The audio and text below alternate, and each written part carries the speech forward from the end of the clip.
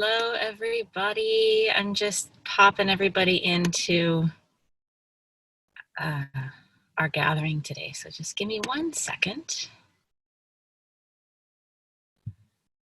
All right. Well, hello and good morning.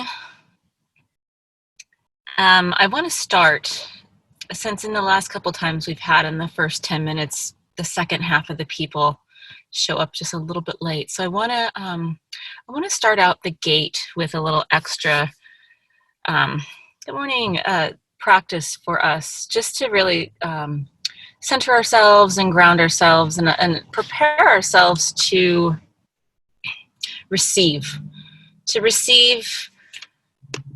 whatever information is good and right for us today and always.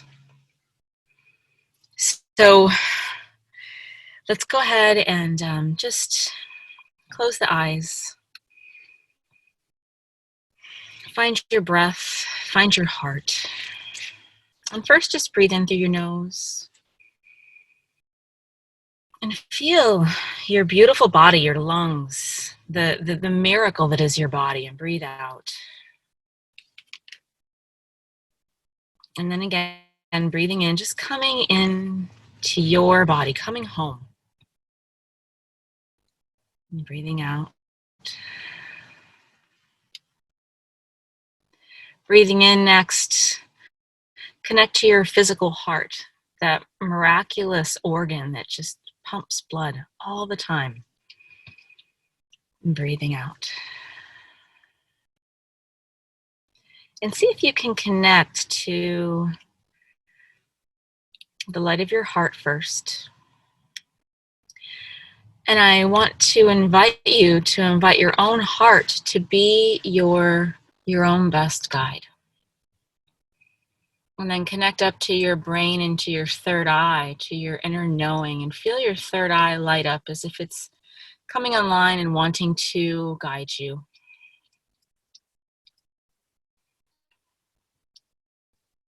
And then bring your awareness down to your gut. And notice how your physical body, your actual gut, is also there for you to have a sense of yes and no, and to be able to trust yourself. So we're just going to breathe here for a few more rounds, connecting to all three of these spaces, both in our physical body and in our energetic field.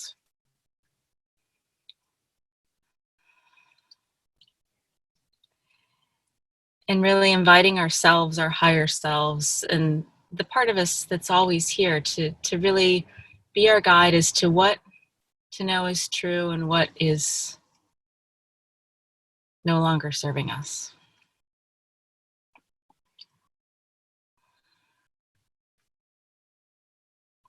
All right.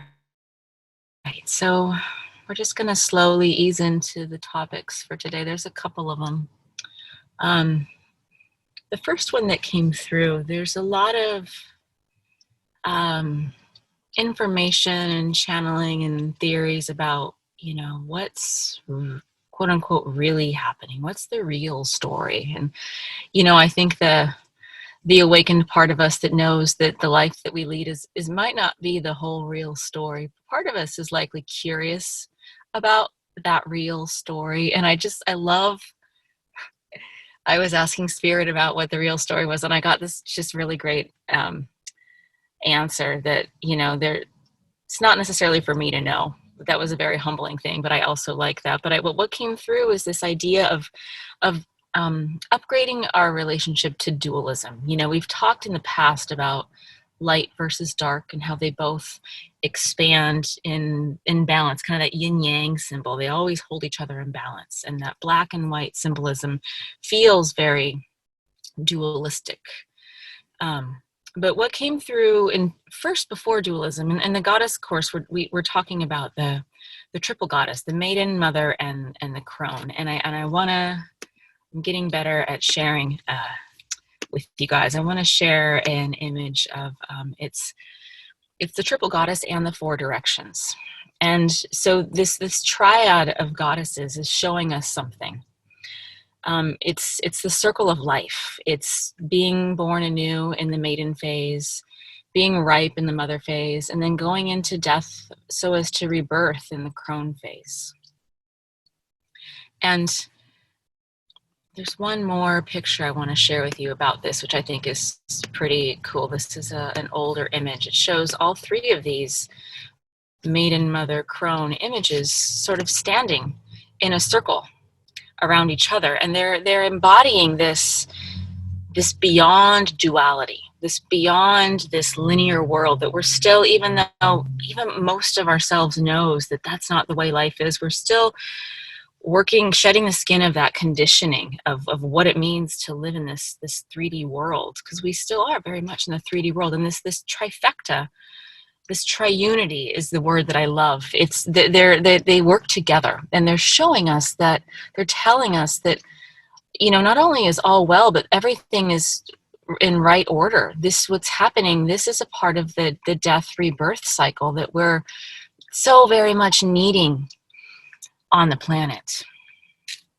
So the triple goddess was sort of interesting to think about when we're looking for these answers, when we're looking for, when's this stay-at-home order gonna lift? and I also want to share with you the other thing that came through when I was looking for a symbol for the yin yang, and the two that showed up were super cool. So check out this one. This shows us already that there's so much more than light and dark. If we think about the male aspect being the very linear forward aspect, well, the white aspect of this yin yang symbol shows us all the equations and all this thinking that's logical. And then the left side shows us it's not just darkness. There's a Buddha's face behind there. There's all this wisdom. It's not just empty space. So even our concepts of duality itself, the duality is unfolding and showing us that, hey, it's not so simple.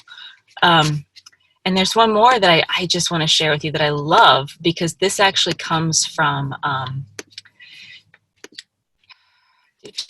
comes from Chinese culture. So if you can have a look at this one, this shows us that, even the inventors of the yin yang symbol, they talk about the yang being, one thing and the yin being the other, but look at all the different aspects of balance. There's a point on the top where it's full yang. There's a point on the bottom where the energy is full yin. In this image to my left is more yang, less yin. But there's still some balance there, and then to the right is more yin, less yang, and they even associate the seasons with this.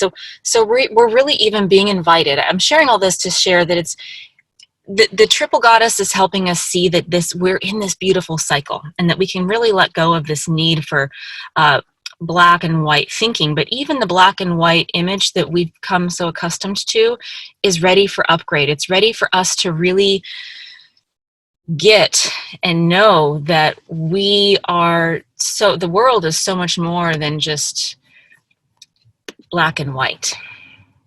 So I hope that those two images were helpful, and just that was kind of a general orientation. And I think that, the message is still coming through is that, we're source energy. We're these adaptive human beings that are extensions of source energy. And while we may not feel 100% qualified right now to be doing all this brave light work, there was something one of my teachers said that I just love. She was talking about herself, but I think this relates to all of us. Spirit said, we're not calling the qualified, we're qualifying the called.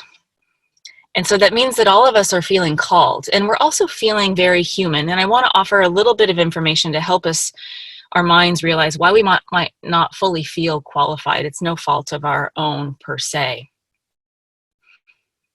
But I want to get back to when I started. I think it was in the first week, we were talking about the 12-stranded DNA, and how as we consider ourselves multi-dimensional beings, how, our DNA in darker times became the gossamer threads in our aura, in our field, which is part of our 12-stranded DNA. They became cut, but the little plug-in spots are still there in our DNA in higher dimensions. It's just waiting for the times like now so that we can remember and come online. And well, I want to share at some point my own experience of how expansive our energy field is. And I think this is related to our DNA. I think I've mentioned before that I used to wake up every once in a while with this, in the middle of the night, just this extreme feeling of, it felt like ecstasy, and it just lasted for like 5 or 10 seconds. And this voice came through and said, this is how you're supposed to feel. This is how humans are supposed to feel. And then it went away. And in the last couple of weeks, I've been woken up at least 8 or 10 times a night with this feeling. So it's gone from every couple months, every couple days, or once a week, to just really feeling like we're coming online. And I think it points us to our potential.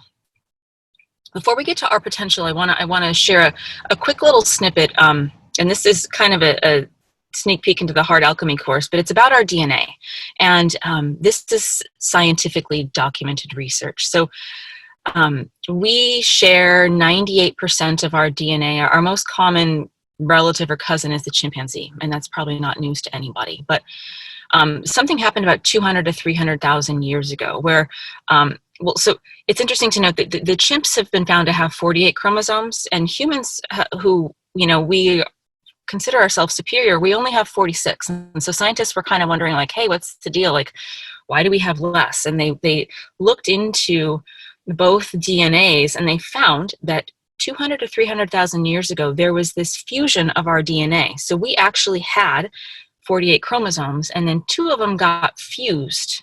And when that happened, scientists themselves say it happened pretty instantaneously, and it happened exactly in sync with our ability for complex language. So why do I share this now? I share this now because I think we're going through something similar. It's this beyond evolution, slow change type of a deal. It's instantaneous upgrades.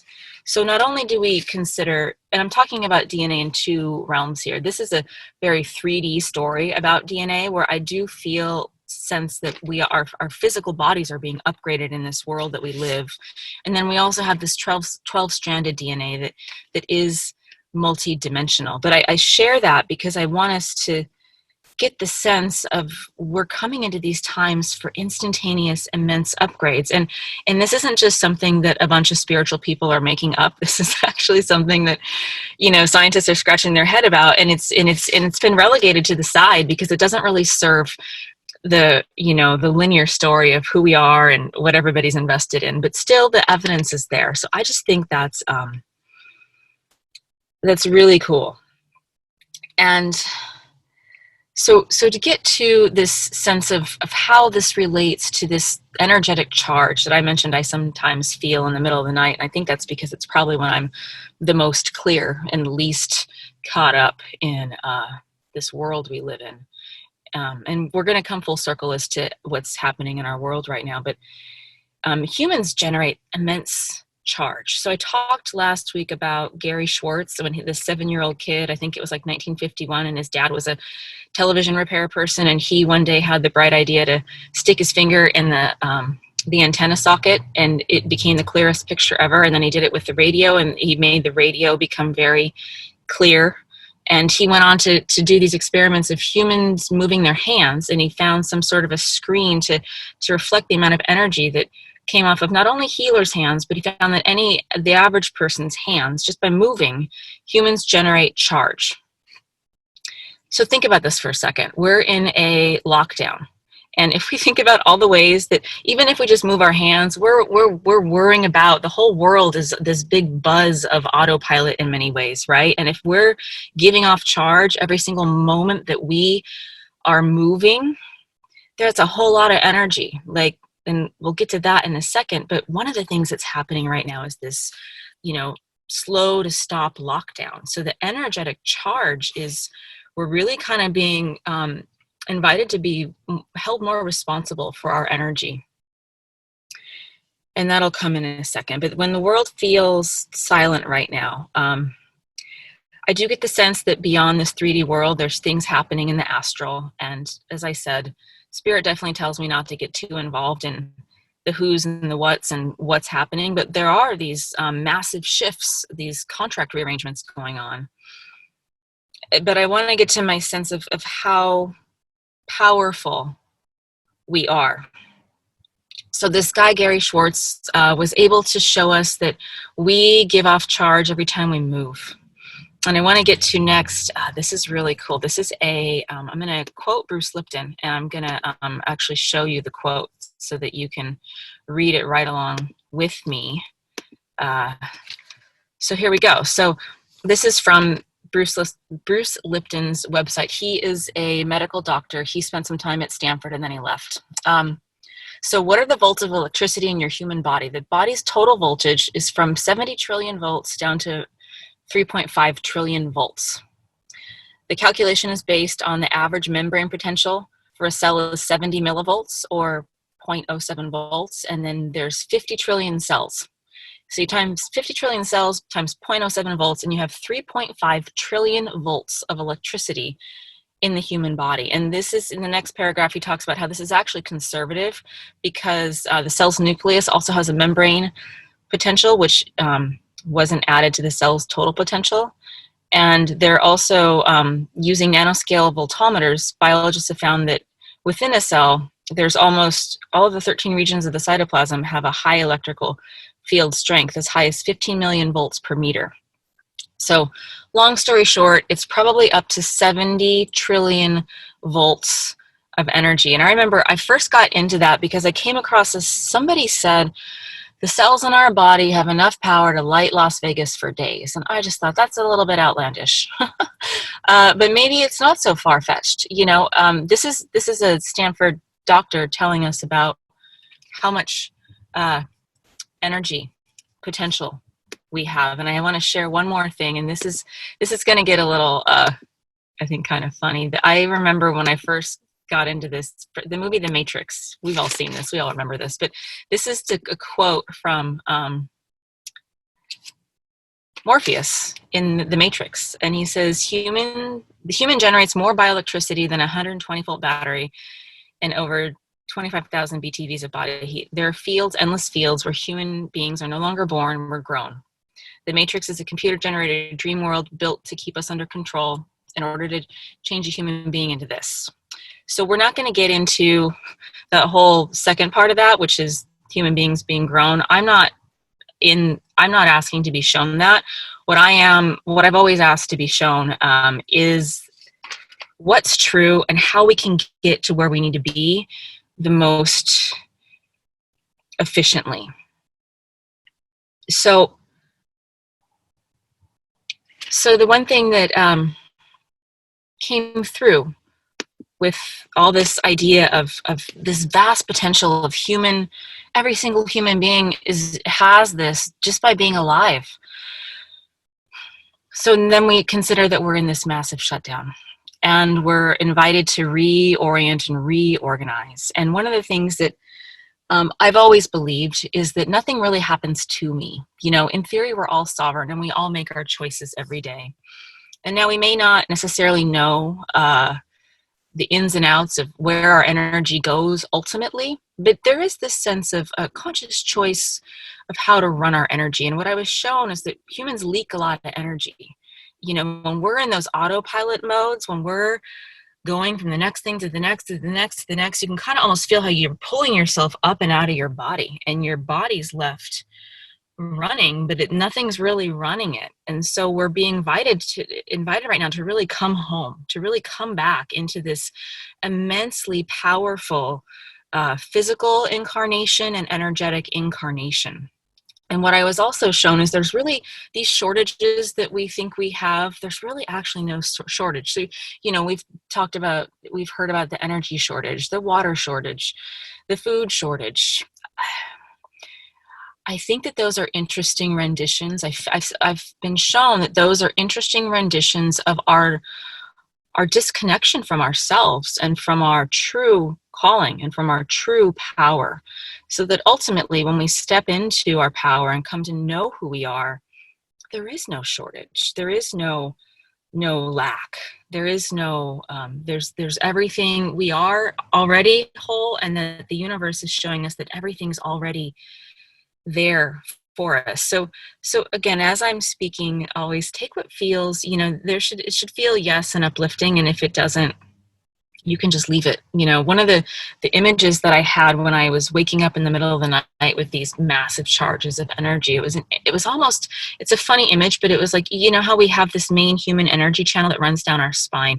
It was almost like there was some kind of a casing around the main channel that was keeping us from being massively expansive, that we're still running, we're still bright, we're still balanced, we're still healthy, but we haven't even truly had the experience of how expansive we are. And we're dipping a toe in that right now. We're really, as we're at home and doing all this inner work and creativity and connection to what we really want to be, that massive, expansive ability to be everywhere and anywhere and right here is just so up. It's so coming online, I believe, for a lot of us. And this, the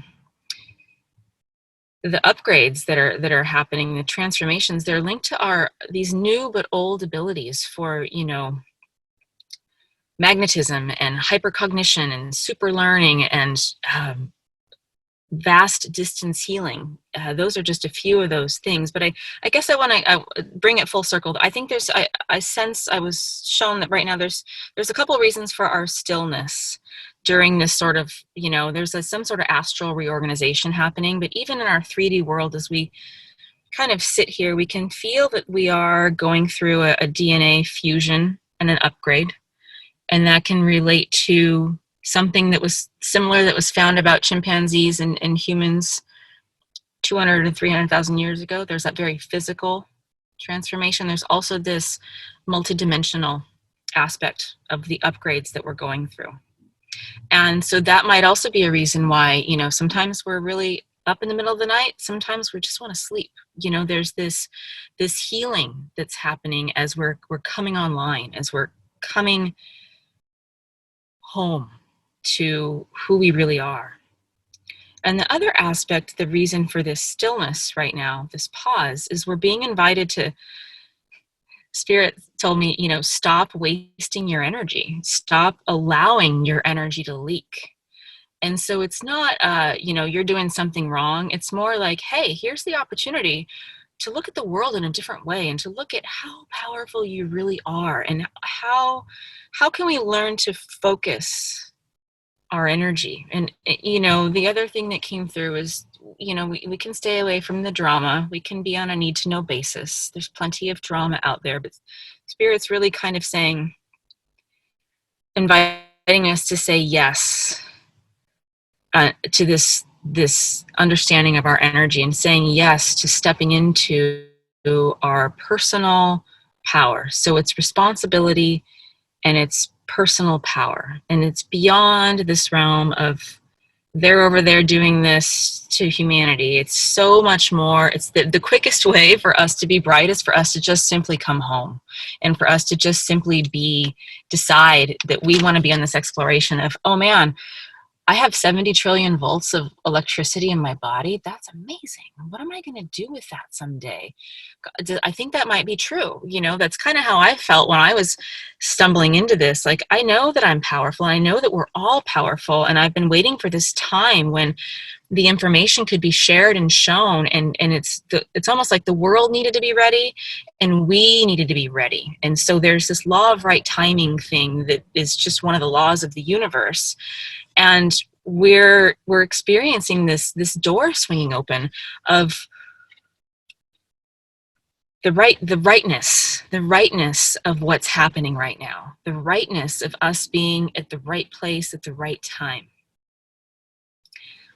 So knowledge is step one, and we can have, and I think Bruce Lipton even says this, because somebody asked him, well, if you know all this, because he's talking about how powerful the human body is, and they're like, well, what are you still doing here? And he laughed and he said, well, you can know things, but that's less than half the battle. The other half is actually choosing to use it. And he was kind of interestingly saying that he can do some work. We can all do some work on choosing to use our knowledge. So let's get to using this kind of smorgasbord of information that's coming through right now. I'm going to put a picture up so that we can kind of have a little bit of a scene that's inspiring. Here we go. Who doesn't love the vastness of the ocean and a sunrise to remind us that there's always going to be another day, another dawn? So just coming into your body, coming into wherever you're at right now. And this might be a little bit of an astral journey. It might just be something that you can immediately imagine. So imagine that you're almost as if you're looking at yourself in the mirror. So there's the you that's listening to this right now. And then there's the you that's looking at you, which is the you, yourself of tomorrow. I often think of this as like my physical embodiment of my higher self. How would I hold my body? How would I hold my face? Would I be smiling? And just look into, in your mind's eye, your own eyes. Notice the expression on your face. This is your bright future self, the one that knows how powerful you are and that you're here to do good things and that all is well. So first, just sort of connect and observe this future self.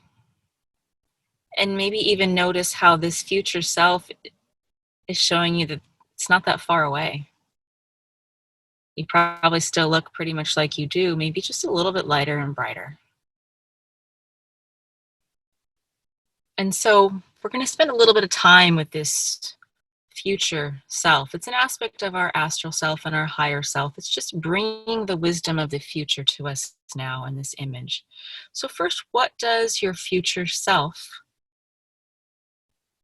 want to share with you? And we're going to spend a little bit of time first here just generally, and then we'll get into some specifics. But is there anything just generally that they want to tell you about your life?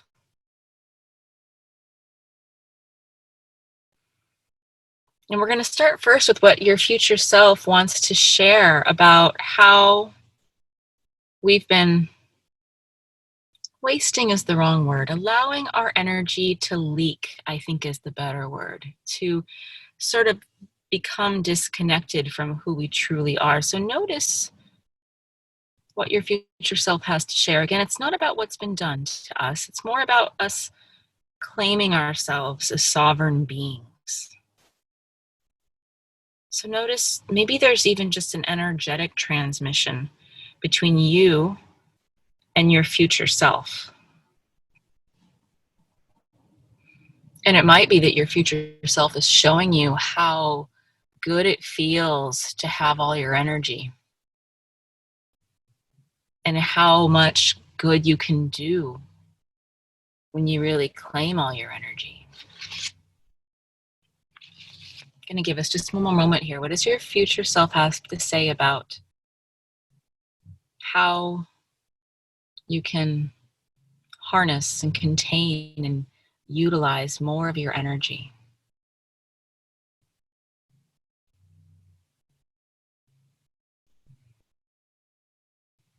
And then moving on to what does your future self have to share with you about your true potential?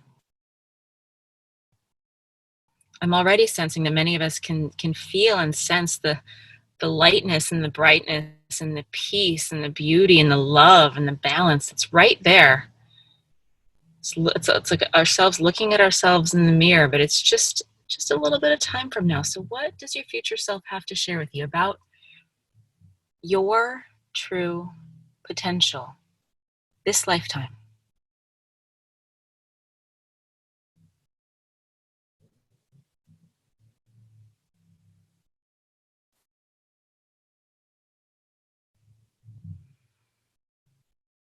And now the future self Notice if there's anything they want you to consider about what thoughts you're feeding. Is we're potentially embarking on leaking less energy, claiming all of our energy, harnessing all of this energy.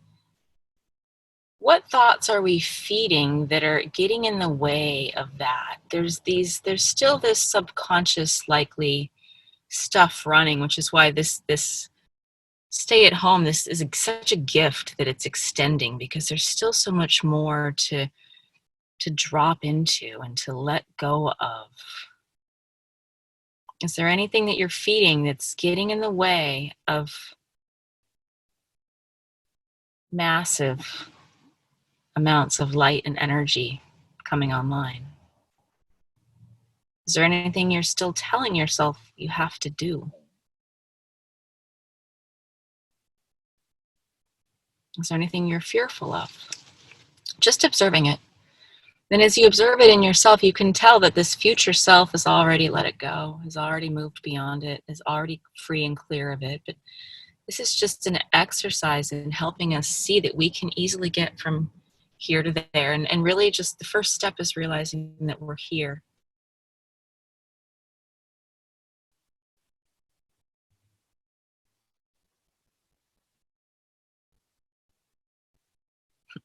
This is a funny aside. What I'm getting right now is part of what's happening on our planet. Just keeping your future self with you, but it's like this clarion call where, you know, Spirit has been saying sort of pick up the phone for a while, and we've just been letting it go to voicemail, and finally it's like we have to pick up the phone and really listen intently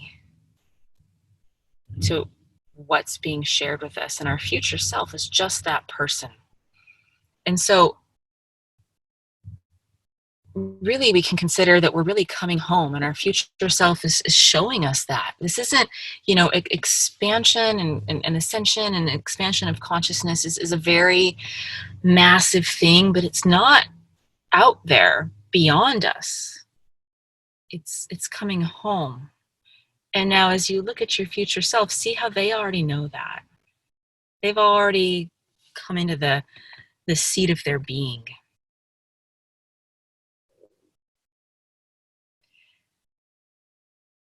And to consider that, each of us, our souls consciously chose to be here now.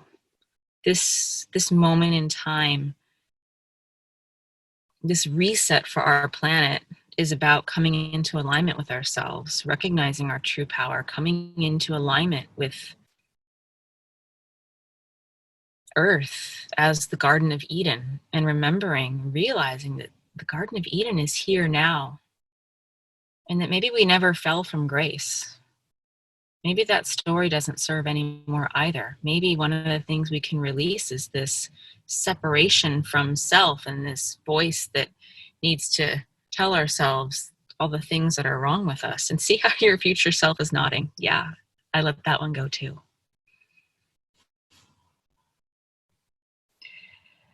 So one last little bit of conversation between yourself and the you that is in the future, the bright future. What do you know about your true potential and how you can use your energy?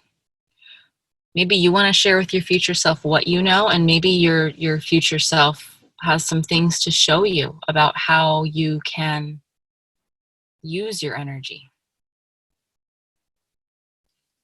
And I'm seeing, interestingly, that each of us are going to sort of go back into our day and very much immediately recognize the healing power that is our aura, recognize the healing power that is our hands. And, as we move through our days with more connection and consciousness,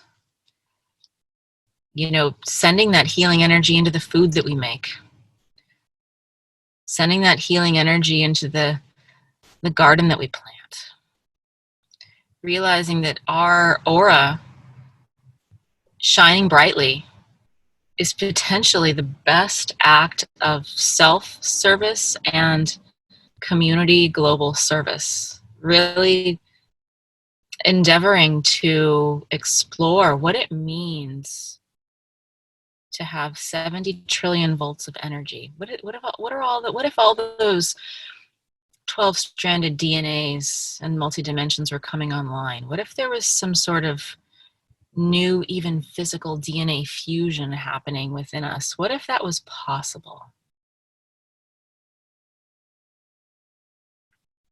So anything else your future self wants to share before we go? Just maybe even again, just looking and acknowledging the light in your eyes, the sense of peace in your smile,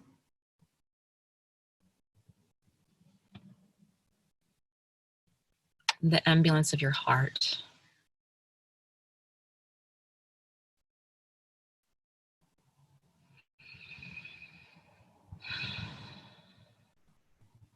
All right. So now, thanking your future self. And maybe even just saying, I'll see you soon.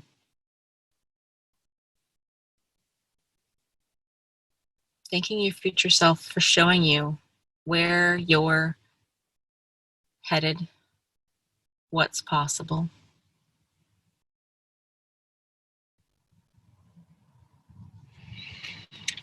And just coming back into your body. I'm going to stop the screen share now and get back onto video. I'm curious as to how that felt for you guys. And it might take us a little bit of time to come back, and you do and you don't have to share, but just to highlight the ideas that our DNA really is coming online. And part of this is going to be something that we're going to very much witness and sense in our physical bodies. And then part of it's going to be something that's more of a higher dimensional exploration as we realize that we can be many places at once. And then also just, as I mentioned, stepping a toe into, tapping into lightly ourselves as these vast reservoirs of energy, human potential, that we could, if you could use your energy, your 70 trillion volts of energy right now to do anything, there doesn't need to be an answer to the question, but the question's coming up, what would we do? Well, you don't have to do it right now, but just entertaining the question, I think, is part of embodying it. So we're not just going to, close our laptops and put our iPads down and go back into the world that's regular. This world is very irregular right now. So there's a lot of time for new understandings and for new creations, and knowing that, we're creating, as I mentioned earlier, we're creating tomorrow today. And everything we're experiencing today is just a product of all the stuff from the past. And we're really gathering to shift it and to remember who we are. So if you had all that power, just start to entertain. What would you do? Where would you send it? And there doesn't have to be a real answer.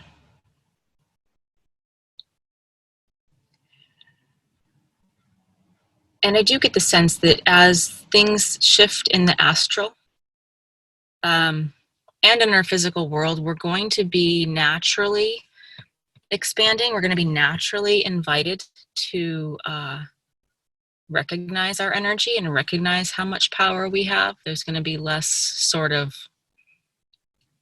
opportunities for subconscious energy sinks, but really also to recognize that nothing's done to us. So we in theory have power to choose where we send energy all the time, and maybe recognize how we've been a little bit disconnected when we're in our minds is often when it happens. So does anybody have anything to share? I'm going to give us just a couple more minutes here. I have to tell you, I was driving to the library this morning, as I do, to get good internet while we're on lockdown. And I was just so looking forward to this gathering. It's become a really unique part of my world. I have to tell you guys, it's really neat to be doing it. Kind of just like Bruce Lipton said, the first step is, understanding something. The second step is actually deciding, like, I'm going to show up. I'm going to do this, and I think we're all kind of should give ourselves a high five that, like, we're just even taking this time to do this is doing it. And maybe that's also just the perfect thing to be doing right now. And again, stepping away from the well, I didn't get enough done today, being like, all right, well, that was a really cool experience. I'm going to see how much I can integrate that into my day. What if that's the most profound thing that's happened ever? I'm talking a lot. I guess it's my job to talk. But when I came across the idea of how powerful we are as energetic beings, and that quote, we can light Las Vegas for days, I was like, no, that person's wrong. Obviously, that was a spiritualist that was too optimistic. And all of a sudden, I'm like, wow, what if it's actually potentially true? So just, I really want us to leave today feeling empowered. Oh, Sachi says, thank you for the journey. My future self told me that the best thing I could do with my power is love. Amen, sister. Love is the highest order of the day. Love is, and they've also documented this, love, gratitude, joy. In terms of energy in the human body, I in the homepage for the Heart Alchemy course, I have a free little PDF, and I show the way that the human body lights up. And when we feel love, there's all this golden energy in our body, and then when we feel neutral, we're kind of just dark, and then when we feel fear, it's kind of turns blue. And so love is totally the order of the day. So thank you, Sachi, for sharing. That's so great. Does anybody else have anything else to share before we close about your experience or your journey? And if you don't, it's totally cool. I'm going to give us just another moment or two here. And as we're contemplating, let's also just take a second to connect to this global community of people gathered. And I know that people listen before and after, but it's just such a special thing to be able to, to put it in perspective, one more thing, we all kind of remember when the internet was coming. I was in high school, and it was my girlfriend's dad was an engineer, and I talked about how the internet was going to happen, and it was going to be really scary, and it was going to be bad. There was information everywhere, and now look what's happening. We're able to gather, and so I think that's this light dark thing. Like, there's so much good that we can gather today, and that we are all supporting each other. KDB says, good message today. Thank you. I will learn to let go of my nervous energy in the future, is what I was told. Yeah. To have compassion for ourselves when our buttons get pushed. We're being shown our buttons right now. That may not be done for all of us right now, and to have that, oh man, I'm really fearful, like I'm really triggered right now. Okay, well, I like to tell folks to think about it as a wave. When you're in a wave and the wave comes crashing over you, I spent some time as a surfer, and you don't fight the wave. You can't fight the wave. You have to just trust that your head will surface above water. And when it does, you're like, oh, here I am, and then let it, and then you're the wiser for it. So really, I've been shown that the processing times are speeding up. So when we're getting our buttons pushed, instead of it taking, a month or a week or even days, it can take hours. It's just like the time is speeding up that much that when we're kind of getting our button pushed, the potential for healing is really right there. But we get to be really, as Sachi said, loving and compassionate with ourselves right now, so that we can offer that to others. Yay. Oh my gosh. You guys are amazing. This is such a great gathering. I'm grateful to have a community to gather with. Gwen says, my future self told me it loved me and that I'm a healer, but I must let go of my fear. Perfect. Yes, that's what's up right now. And I think that our part of our dream state, if we invite it, just another little aside, part of our dream state might be a less direct way of showing us what fears are. And we can consider our dreams as processing, helping us process things that we might not want to experience in our physical world to have the lesson. Our dreams right now can be showing us, you know, just to tee off of what Gwen said, our dreams can show us what what fears are really running us. It's funny, I'll just share one of my dreams, one of my fears I'm working through is I have all these online courses, and I've been leaning in more than ever, and my rational self is like, how are you ever going to get all this done, you know? And then, but Spirit's very much just delivered said, you know, if you're going to channel this, then drop the books, you know? And I've been at the right place at the right time, but my dreams last night showed me how I still really was somehow healing the fear. My linear self isn't sure that I can pull it off. And my higher self is like, girl, you got this. And so there's this funny kind of pull, but that's a personal share, Gwen, from what you said. But I think that I really want to share that, just to share that, yeah, we're all in it. We're in it together. We're doing this together, and we're all human, and we're all headed into a really bright future. Okay, so I think that's it. I think we're good. I hope to see you here next Saturday, because I'm going to be here. I think that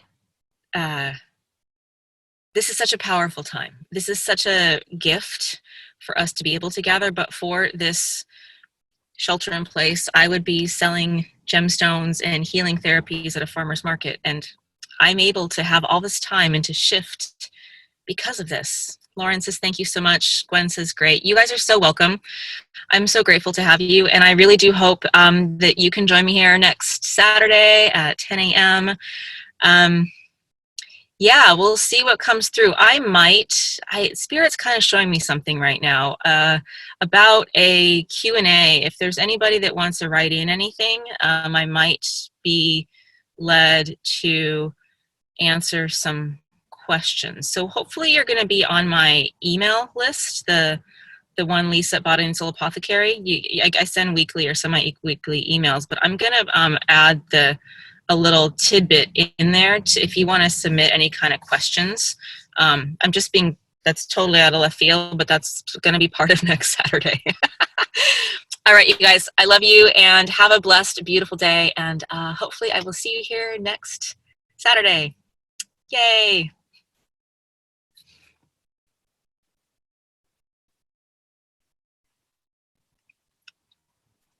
Gwen says, yay. So just have an amazing day. You guys are great. Okay, bye.